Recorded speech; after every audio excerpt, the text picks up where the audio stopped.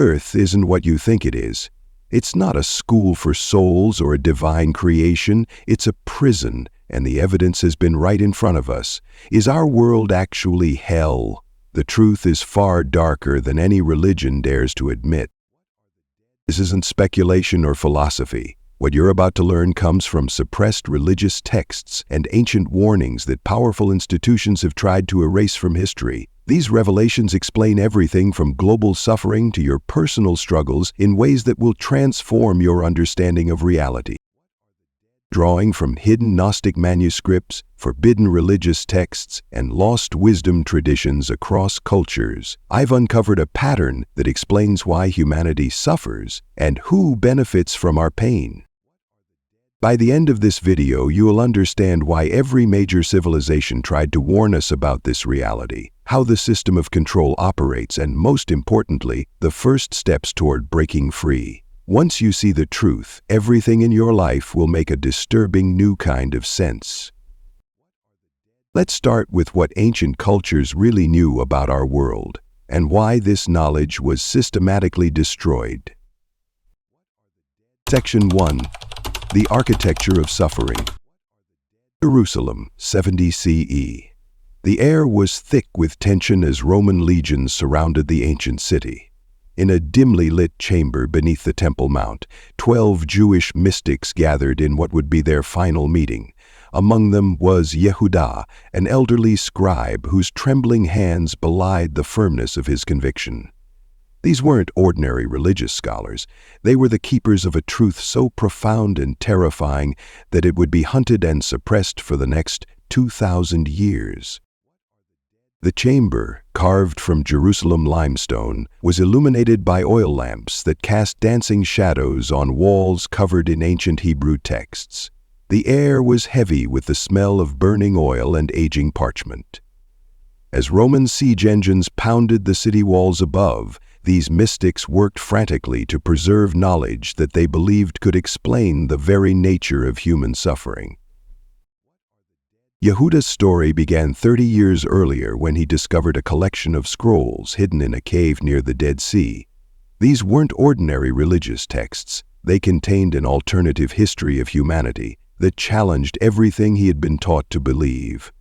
As he unrolled the brittle parchments, his hands shaking with both excitement and fear, he found accounts that predated the book of Genesis, describing Earth not as a divine creation, but as an elaborately designed prison. The texts revealed how a group of ancient observers had noticed patterns in human suffering that couldn't be explained by chance or divine will. They had documented these patterns across centuries, across civilizations, across continents. What they found was chilling. Suffering wasn't random, wasn't educational, wasn't a test of faith. It was architectural, designed, purposeful. The scrolls told of an ancient understanding of the Garden of Eden story that had been systematically erased from official religious texts. In this version, the serpent wasn't humanity's enemy, but its would-be liberator.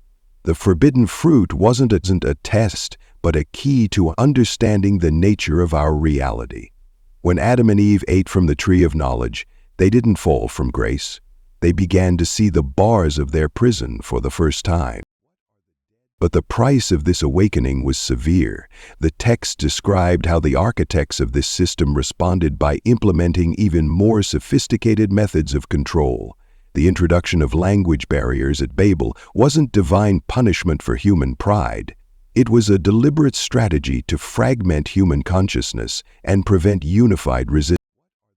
The pattern became clearer as Yehuda and his fellow mystics studied historical events through this new lens. They saw how the great plagues that periodically swept through civilizations weren't just natural disasters. They were carefully timed to prevent human societies from reaching certain levels of awareness or unity. Take the plague that struck Athens in 430 BCE, just as Greek philosophy was beginning to question the nature of reality.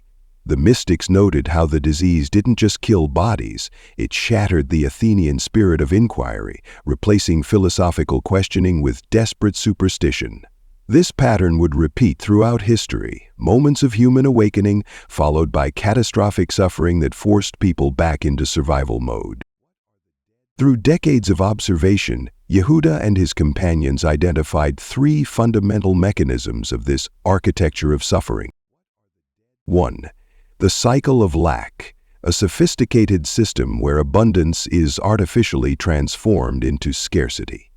They observed how even in times of plenty, resources were systematically concentrated and controlled, forcing humans into constant struggle. This wasn't natural competition, it was engineered deprivation. 2. The bonds of time. The mystics discovered that human consciousness was deliberately trapped in linear time perception, forced to experience everything as a march toward decay and death. This wasn't just about mortality, it was about creating a constant background radiation of anxiety and grief that prevented humans from accessing higher states of awareness. 3. The chains of division. Perhaps most insidiously, they documented how artificial boundaries were systematically created and reinforced between human groups. These weren't natural tribal divisions. They were carefully engineered splits designed to ensure humanity would fight itself rather than question the system that enslaved it. The most disturbing aspect of their discovery was how this architecture of suffering was designed to be self-perpetuating. Those who suffered deeply often became unconscious agents of the system, spreading suffering to others. The mystics documented case after case of how traumatized individuals and communities became instruments of trauma themselves. In the final weeks before Jerusalem's fall, Yehuda made his most shocking discovery. Hidden within the oldest scrolls was a description of entities that fed off human suffering, not metaphorically, but literally. These weren't demons in the traditional sense, but interdimensional parasites that had engineered our entire reality to maximize their harvest of human pain. On their final night together, as the Romans breached the outer walls, Yehuda and his companions made copies of their findings, hiding them in sealed clay jars throughout the city. They knew most would be destroyed, but hoped that someday, someone would find them and understand the true nature of our reality. These ancient observations aren't just historical curiosities. They provide a framework for understanding how suffering continues to be engineered in our modern world. From economic systems that ensure perpetual poverty to media networks that amplify fear and division, the architecture of suffering has simply evolved with technology. As we examine how this ancient system has adapted to the modern age, you'll begin to recognize its fingerprints everywhere. In education, religion, economics, and even entertainment. The prison has become more sophisticated, but its fundamental purpose remains unchanged. Section 2. The prison system of reality. Picture this. In 1945, in the scorching heat of the Egyptian desert near Nag Hammadi, a farmer made an extraordinary discovery that would shake the foundations of religious understanding. Hidden in ancient clay jars, he found texts that had been deliberately concealed for over 1,600 years. These weren't just any religious documents. They were the forbidden teachings of the Gnostics, early Christian mystics who claimed to possess a truth so dangerous that the Church had tried to erase it from history. Among these texts was a shocking revelation. Our world wasn't created by a loving God, but by what the Gnostics called the demiurge, a false deity who fashioned the material universe as an elaborate prison for divine souls. This wasn't just philosophical speculation, it was a warning that had been echoed across ancient civilizations. Consider the parallels in ancient Sumerian texts, where the Anunnaki were described as beings who created humans as laborers, designing a system of control through religion, monarchy, and economic dependency. The Hebrew Bible itself contains hints of this truth, though carefully obscured. In Genesis, when the serpent tells Eve that eating from the tree will make them like gods, knowing good and evil, the text reveals something crucial. The God of Eden wasn't protecting humanity, he was maintaining ignorance to ensure control. But the prison goes deeper than ancient texts. Look at how modern society mirrors these ancient systems of control. Our education system, far from liberating minds, conditions children to accept authority without question. The 8-hour workday invented during the Industrial Revolution wasn't designed for productivity. It was created to keep people too exhausted to question their reality. Even our concept of success is a carefully constructed cage. The pursuit of wealth, status, and material possessions keeps us voluntarily imprisoned. The evidence becomes more chilling when we examine how this prison operates across different levels. Take the banking system. It's not just about money. When you're in debt, you're not just owing currency. You're pledging your future life energy to the system. The average American spends 30 years paying off a mortgage, essentially trading their prime years for the illusion of ownership. The prison's most ingenious feature is its invisibility. Like the allegory of Plato's cave, we've been chained in place so long that we mistake shadows for reality. The Gnostics understood this when they spoke of archons, invisible forces that maintain this prison through deception and manipulation. Today, these archons might wear different masks. Corporations, governments, media conglomerates, all working in concert to maintain the illusion. But perhaps the most disturbing aspect is how the prison uses our own minds against us. Through carefully crafted belief systems, we become our own jailers. Religion promises salvation but demands submission.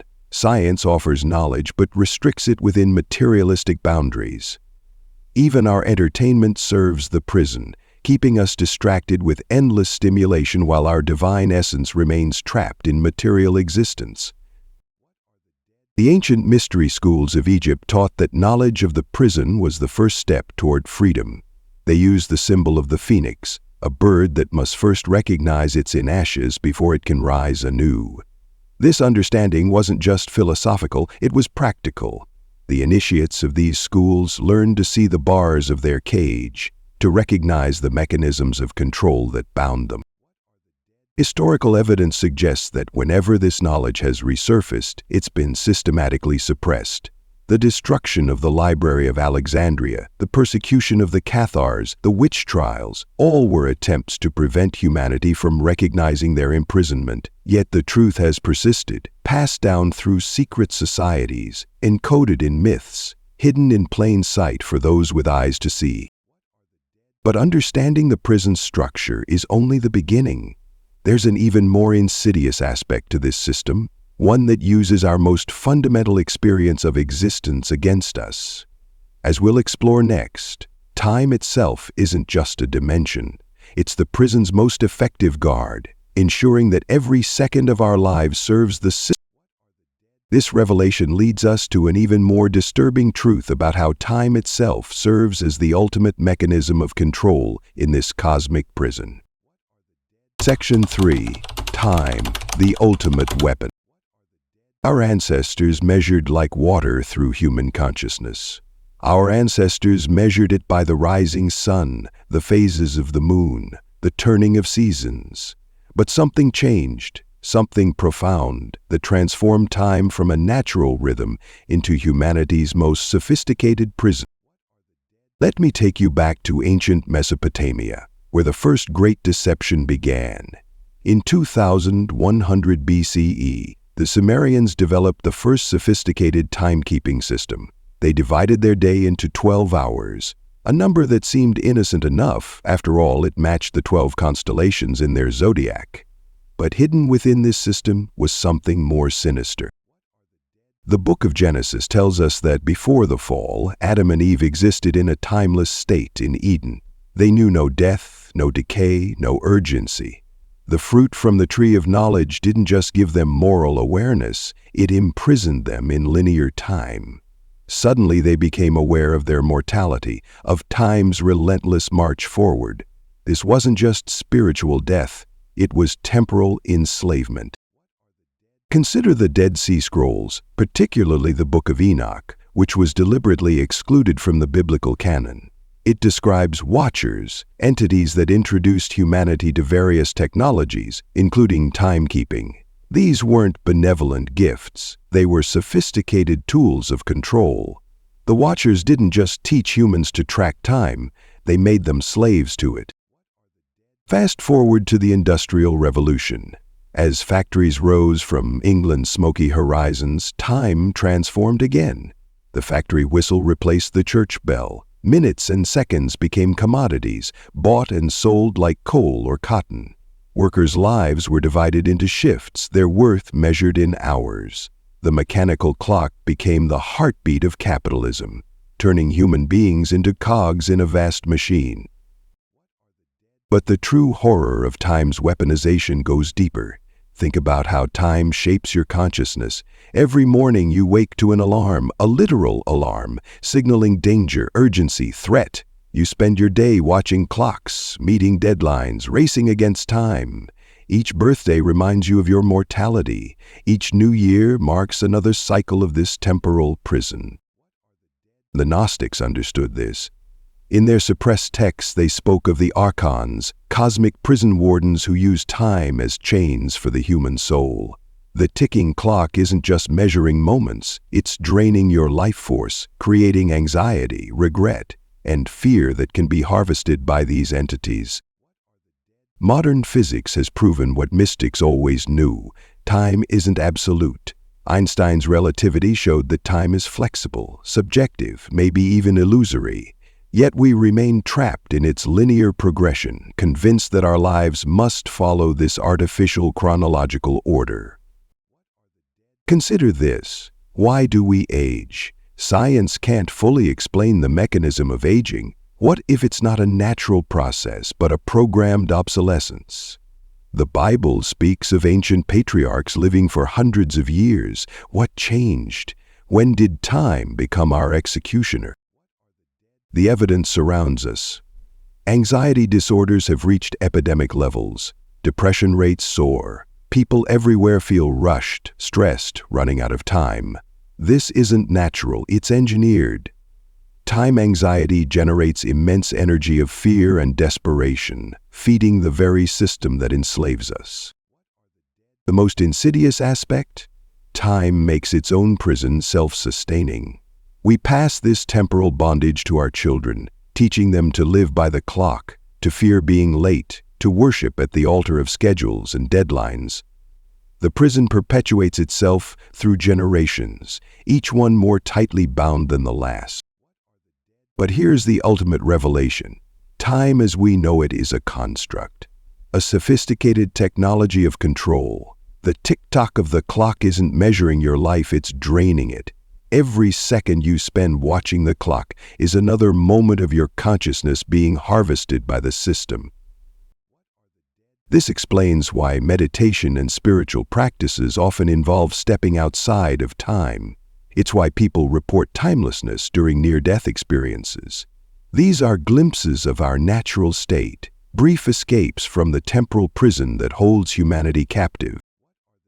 But time isn't the only mechanism of control. As we're about to discover, there's an even more insidious system at work, one that ensures even death isn't an escape from this prison.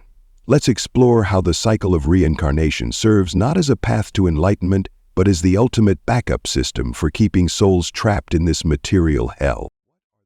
Section 4. The Reincarnation Trap.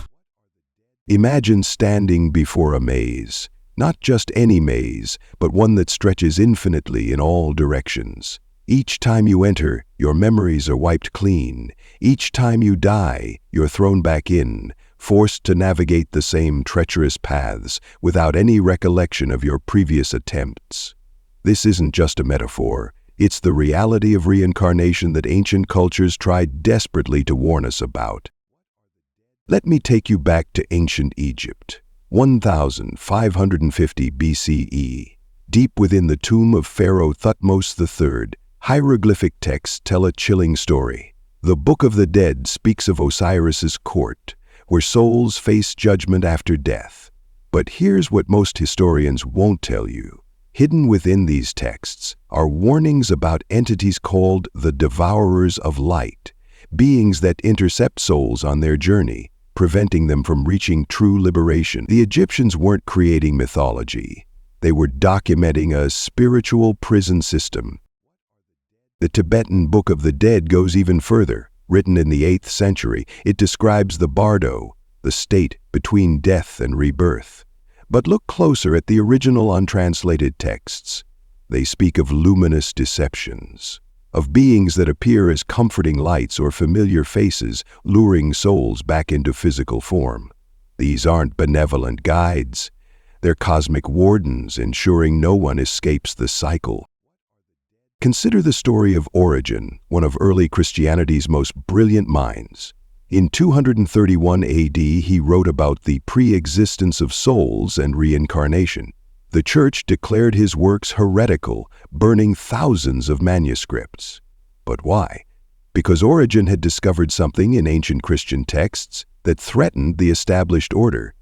He found evidence that reincarnation wasn't a path to enlightenment, it was a trap. The Gnostic texts discovered in Nag Hammadi in 1945 reveal an even more disturbing truth. They speak of the archons, cosmic entities that created what they call the cycle of births, not as a system of spiritual evolution, but as an elaborate energy harvesting mechanism. Think about it. Why do we forget everything when we're born? The Gnostics believed this memory wipe wasn't random. It was deliberately designed to keep souls in a state of perpetual confusion and suffering. In ancient Greece, the philosopher Empedocles wrote about what he called the cycle of necessity. He described souls being bound to the wheel of reincarnation not by choice, but by cosmic law. He wasn't theorizing, he was warning humanity about a system so vast and insidious that most couldn't even perceive it. The pattern becomes clear when you examine the Hindu concept of samsara. While modern interpretations paint it as a journey toward moksha, liberation, ancient Vedic texts tell a different story.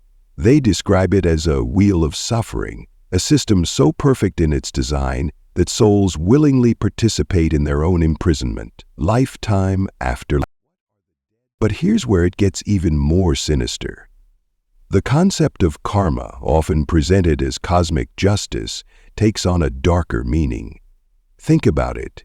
If you're born into suffering, the system tells you it's because of your past life actions. This isn't justice, it's the perfect self-perpetuating prison, where inmates blame themselves for their incarceration. The evidence reaches across continents and centuries. Native American shamanic traditions speak of soul catchers, beings that prevent spirits from reaching the true afterlife. African tribal wisdom warns of the collectors of breath, who ensure souls remain bound to the physical plane. These aren't cultural coincidences. They're different perspectives on the same terrifying truth. But perhaps the most chilling revelation comes from modern near-death experiences. Thousands of accounts describe encountering beings of light who show them reviews of their lives and convince them to return. Sound familiar? It's the same pattern described in ancient texts, the same system of control operating in plain sight. What we're facing isn't just a spiritual recycling system, it's an sophisticated mechanism of control that uses our own consciousness against us. The promise of learning lessons through multiple lives is the perfect deception. It keeps us willingly participating in our own imprisonment, lifetime after lifetime. But understanding the reincarnation trap is just the beginning. To truly comprehend the depth of this system, we need to examine why it exists in the first place. What force could be so powerful, so hungry, that it would create such an elaborate mechanism of eternal recurrence? The answer lies in something even more fundamental to our reality, the nature of energy itself, and how our suffering feeds a system beyond our comprehension. Section 5. Energy Harvesting and Purpose. In the quiet halls of the Vatican Library, there exists an ancient manuscript that few are permitted to see. Dating back to the 2nd century, it tells a story that the early church fought desperately to suppress, a narrative about the true purpose of human suffering. This isn't just another historical document. It's a warning that echoes through millennia, describing a system so vast and terrifying that its implications challenge everything we think we know about human existence. The manuscript, written in ancient Greek, begins with a striking claim: the tears of humanity are not water but energy, and those who feast upon them are not of this world. This wasn't merely poetic metaphor. The unknown author, believed to be a high-ranking Gnostic priest, detailed a complex system of energy harvesting that spans the entirety of human history. Consider the Great Pyramids of Egypt. We've been told they were tombs for pharaohs, but the manuscript tells a different story. These massive structures, aligned perfectly with celestial bodies, weren't just monuments. They were energy collection devices. The thousands of slaves who died building them, their suffering wasn't just cruel, it was purposeful. Each death, each moment of despair, generated energy that was collected and channeled through the pyramid's precise geometric design. But this was just the beginning. Throughout history, we see patterns that the manuscript illuminates in a chilling new light. The Roman Colosseum, where thousands died for entertainment, wasn't just about spectacle. The manuscript describes it as a vessel of pain, designed to concentrate and harvest the energy of both the dying and the spectators' emotions. The architecture itself, like the pyramids, was engineered for energy collection. The text references an even older source, a pre-flood civilization that first discovered this terrible truth. They learned that human suffering generates a unique form of energy, what the Greeks later called pneuma, and what modern esoteric traditions term louche. This energy, more powerful than any physical force, is the real currency of our world. In the Bible, we find hidden references to this system. Remember the story of Job? Traditional interpretations see it as a test of faith, but the manuscript reveals something darker. Job's suffering wasn't about testing his loyalty, it was about energy harvesting. Each tragedy, each loss, each moment of despair was generating this precious resource.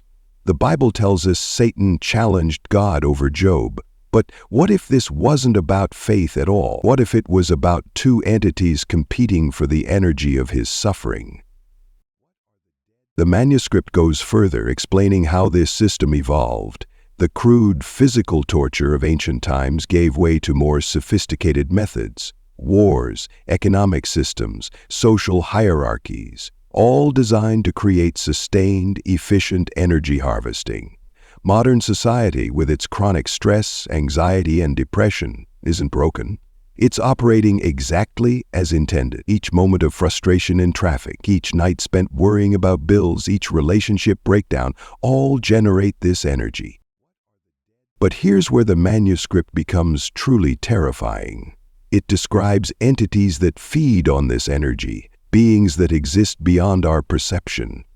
The Gnostics called them archons, the Egyptians knew them as the collectors, and every ancient culture has its own name for them. These entities don't just passively collect our suffering. They actively engineer situations to maximize it. Think about the major tragedies in human history: the Holocaust, the Great Wars, the countless genocides. We've always struggled to understand how humanity could be capable of such horror.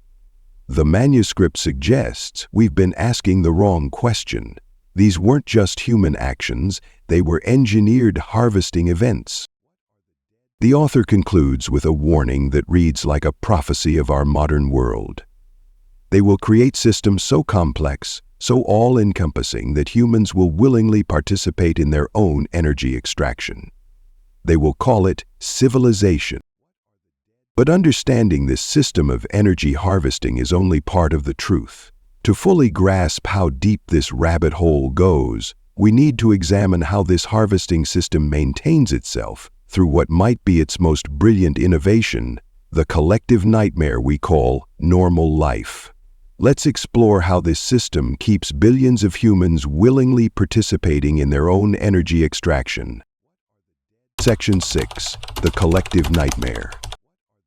Imagine waking up every morning to find yourself trapped in the same nightmare, yet everyone around you insists this is normal. This isn't just a metaphor, it's the reality we're living in. Let me tell you a story that begins in the earliest pages of human history. In 1945, in the caves of Nag Hammadi, Egypt, scholars discovered ancient texts that would shake the foundation of religious understanding. These Gnostic manuscripts told a different story of creation, one that the early church fought desperately to suppress. According to these texts, humanity exists within a grand illusion. Think of Neo in the Matrix, but this deception goes far deeper. The Gnostic texts speak of the archons, powerful entities that maintain our collective delusion through sophisticated systems of control. But here's where it gets interesting. These ancient warnings perfectly mirror our modern existence. Consider the story of the Tower of Babel from Genesis 11. We've all heard how God confused humanity's languages to prevent them from reaching heaven. But what if this wasn't divine punishment? What if it was the first documented case of mass social engineering? The tower represented humanity's unified attempt to break free from the system. The response? Create division, confusion, and prevent collective awakening. This pattern repeats throughout history. The Library of Alexandria's destruction wasn't just about burning books. It was about erasing humanity's connection to higher truth. The Inquisition wasn't merely religious persecution, it was systematic suppression of alternative knowledge about reality. Today, the nightmare has evolved. Social media algorithms create echo chambers, news cycles generate constant fear, entertainment provides endless distraction, the education system standardizes thought. These aren't random developments, they're modern incarnations of ancient control mechanisms. Let me share a disturbing example. In 2019, a study found that the average American spends 11 hours daily consuming media. That's nearly 70% of our waking hours immersed in programmed reality. We're not just watching content, we're being watched. Our behaviors modified, our perceptions shaped. The Gnostic texts described this phenomenon 2 millennia ago. They create a false reality for humans, and humans cannot see beyond it. Sound familiar? Look at how we live now. Most people work jobs they hate to buy things they don't need, while real issues like environmental destruction and systemic inequality continue unchecked. This collective nightmare operates through 3 primary mechanisms. First, psychological conditioning. From birth, we're taught to accept the unacceptable as normal. War, poverty, exploitation, all presented as inevitable aspects of human nature rather than symptoms of a corrupted system. Second, emotional manipulation. Fear, guilt, and shame are weaponized to keep us compliant. The ancient Gnostics called this the poison of the archons. Emotions that paralyze our ability to question reality. Third, social engineering. The system creates artificial divisions, nations, races, religions, keeping humanity fighting itself, while the true nature of our imprisonment goes unexamined. But here's the most chilling part. We've become willing participants in our own imprisonment. Like prisoners who've grown comfortable in their cells, we defend the very system that enslaves us. Parents teach children to conform, teachers perpetuate standardized thinking, leaders promise change while maintaining status quo. The nightmare persists because we remain asleep, dreaming dreams that aren't our own. But throughout history, certain individuals have managed to see through the illusion.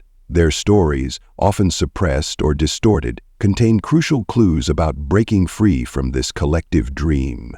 Let's explore what these awakened souls discovered and why their messages were so threatening to the powers that be. Section 7. Historical Warnings and Ancient Knowledge.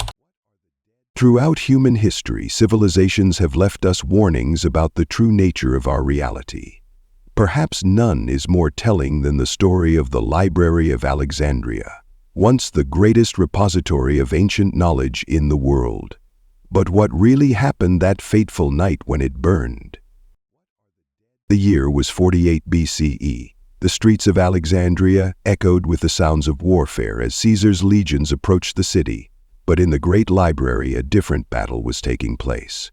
Ancient accounts tell us of priests and scholars working frantically through the night, not to save the obvious texts that filled the main halls, but to protect secret manuscripts hidden in underground vaults, documents that contained what they called forbidden truths about the prison of existence. These weren't just philosophical texts. According to surviving fragments and witness accounts, these documents contain detailed information about what the ancients called the architecture of imprisonment, sophisticated descriptions of how our reality was constructed as a containment system for consciousness. The burning of the library wasn't just an accident of war, it was a deliberate attempt to erase this knowledge from human memory. But this wasn't an isolated incident. Throughout history, we see a pattern of systematic destruction targeting specific types of knowledge. The Gnostic texts found at Nag Hammadi tell us why. These texts, hidden in sealed jars and buried in the Egyptian desert, survived centuries of suppression to deliver a chilling message. Our world was created not by a loving God, but by what they called the demiurge, an entity that constructed our reality as an elaborate prison for divine consciousness. Consider the Gospel of Thomas, one of the texts that Orthodox Christianity tried desperately to destroy. In it, Jesus doesn't speak of salvation through faith, but of awakening to the truth that this world is a corpse, a dead realm designed to trap the living. This isn't metaphorical language, it's a technical description of our reality's fundamental nature. The suppression of this knowledge wasn't limited to Western traditions. In ancient China, the first emperor Qin Shi Huang didn't just burn books. He specifically targeted texts that discussed what he called the higher worlds and the nature of the prison realm. The official history claims this was about political control, but surviving fragments tell a different. These texts contain detailed information about how consciousness could break free from what they called the recycling system of souls. Perhaps most telling is the story of the Dead Sea Scrolls. When they were discovered in 1947, certain texts were immediately classified and hidden away. Why? Because they contained what scholars called disturbing cosmological information that contradicted everything we thought we knew about ancient Jewish beliefs. These texts didn't describe creation as a divine gift.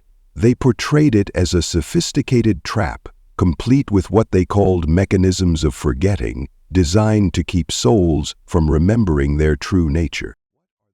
The pattern continues through medieval times. The Knights Templar, before their suppression, were said to possess terrible knowledge about the true nature of reality.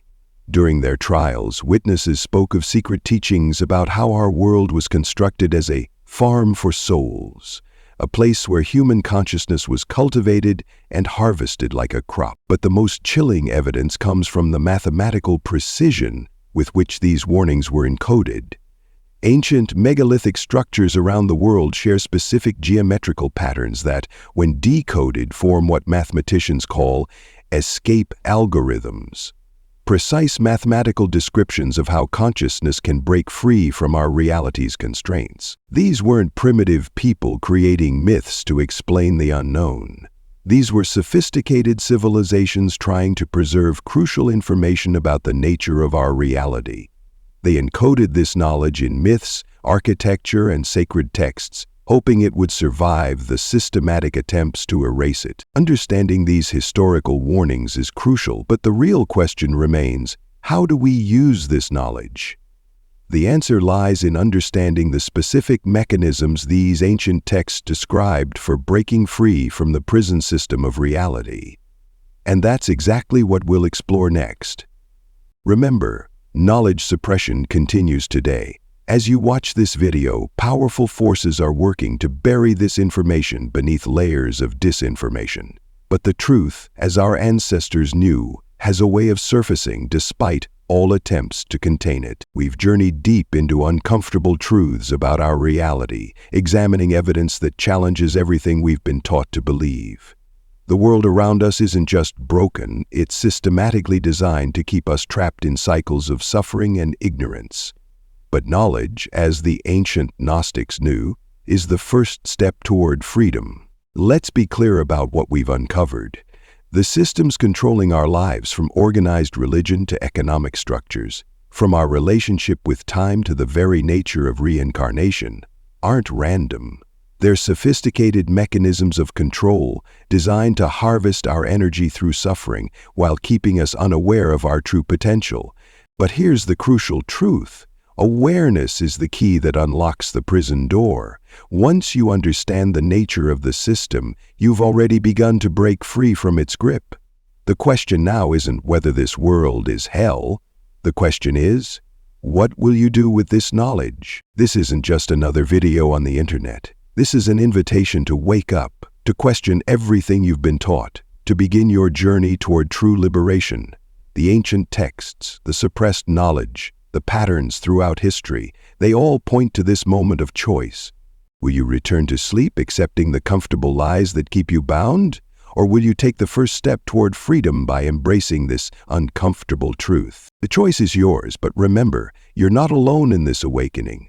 Thousands of others are beginning to see through the illusion. This is why I want to hear from you in the comments below. Share your experiences, your insights, your questions.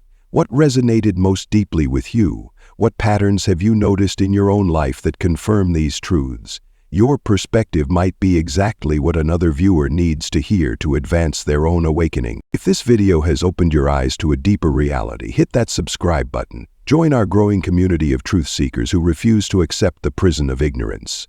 Each week, we dive deeper into these hidden truths, uncovering knowledge that's been suppressed for millennia. Thank you for having the courage to stay with me through this challenging journey.